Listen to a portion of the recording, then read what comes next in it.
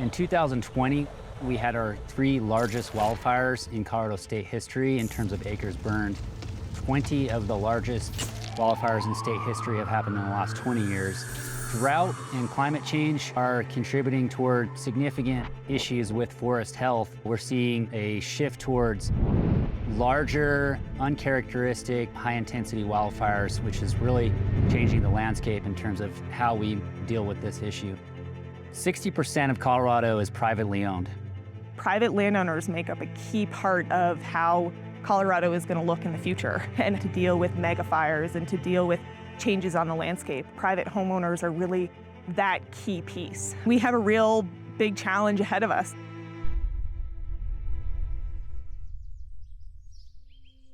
We are on a piece of property on Log Hill Mesa that is a total of 141 acres in southwestern Colorado, owned by myself and my cousin. My aunt and uncle purchased this property in 1970. Aunt Marion said, I'd really like to figure out a way to keep that rim up there from being developed. Marion and Rip decided to donate the development rights to a land trust. The Montgomery family put a conservation easement on the property because it was so special to them. When a landowner does a conservation easement, it's an agreement by the landowner to give up the right to develop and subdivide their property. And the reason they do that is to preserve the property to hand off to future generations, knowing that this property is always going to stay this beautiful habitat area that it is. So when they decided that they wanted to do a little bit more forest health, we started working with the Regional Wildfire Council. Myself, as well as a forester with the Colorado State Forest Service, originally met out on this property with the landowner to talk about opportunities for doing some more active forest management and stewardship work. Every single species of tree that we have in this area has some kind of pest that is affecting it. The pinyon ips beetle and bark beetle infestations, which are killing our trees. Drought and other factors are contributing toward significant issues with forest health. Also, just a lack of fire on the landscape has resulted in really decades of overgrowth. We've seen the evidence of lightning strikes along the rim and understand that that is a source of fire. The Colorado West Land Trust became interested in fire mitigation. We started chatting with them about treatments that we could do on the parcel that would really change fire behavior on the landscape, and where the property is situated in amongst a community that is very heavily inhabited with a lot of folks. Essentially the entire Log Hill Mesa, which has over 650 homes within it. This particular property is located in such a location that if a fire were to ignite here, it could act as a fuel break for the community. The intention here, in terms of our prescription for treatment, was to reduce the risk for crown fire spread. They have this ingrowth of pinyon and juniper trees, and the fire behavior in a pinyon and juniper forest type is actually a stand for placing fire, meaning that if the canopy and the crowns of those trees start burning in a wildfire, it effectively will move across the landscape from crown to crown. Represents the most high risk and high intensity type of wildfire.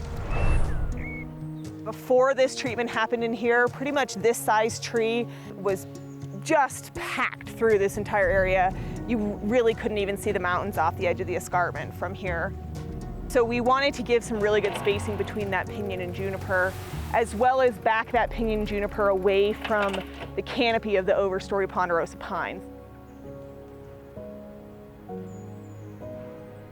We also did work with the Colorado State Forest Service to develop a native seed mix. Did put grasses and forbs back onto the property that will continue to just stay low height in the understory. So if and when a wildfire does move through this location, it's going to stay as a low intensity ground fire and not move up into the canopy of these trees. We have a lot of monocultures on the landscape, so large places where there's only ponderosa pine growing or there's only lodgepole pine growing. And having that lack of diversity can really make an insect get a stronghold in a particular location and just do a sweep through. Trying to foster a diversity on the landscape is really what's going to help counteract that.